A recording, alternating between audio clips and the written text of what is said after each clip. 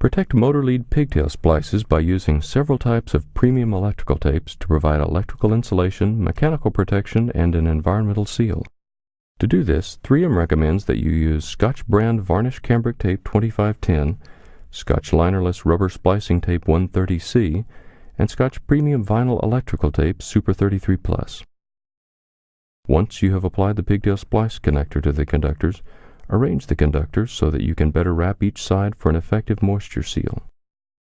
The varnish cambric tape provides important puncture protection. Applying it adhesive side out allows quick and easy re-entry to the connection if needed. Before this step, an electrical insulating putty or mastic tape is often used to pad, fill, and round out the sharp edges of a mechanical connection. It also provides a smoother taping surface and minimizes the sharp or pointed edges. In this demonstration, we won't show this optional step. Start wrapping the Soctch brand varnish cambric tape 2510 adhesive side out, 1/2 inch over the cable jacket. Let the edge of the tape overlap the edge of the previous wrap of tape. Wrap it a few inches up the conductors. Wrap the tape at an angle to cover the inside of the Y formed by the two cables. Once you've covered the splice and an inch up each conductor, cut the tape with a sharp blade thumb down. Next, add some layers of rubber tape to provide electrical insulation and a good moisture seal. Start wrapping with Soctch brand linerless rubber splicing tape 130C. Pull the rubber tape so that it stretches slightly. The tape should be stretched to 1/3 its original width, almost to the point of breaking. Wrap to the end of the pigtail splice, wrapping diagonally to cover the splice end.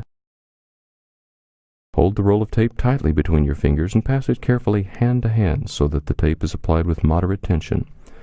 Once applied correctly, the tape layers fuse together. Wrap so that the rubber tape covers half the width of the previous layer of rubber tape.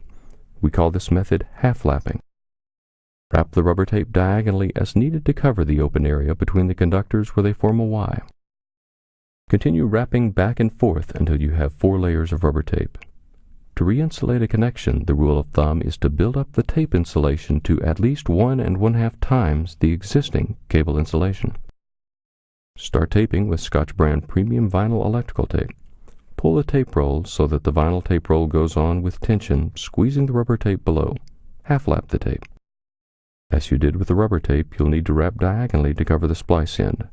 Wrap to the conductors, covering the rubber tape and taping at least 1 inch onto the cable jacketing.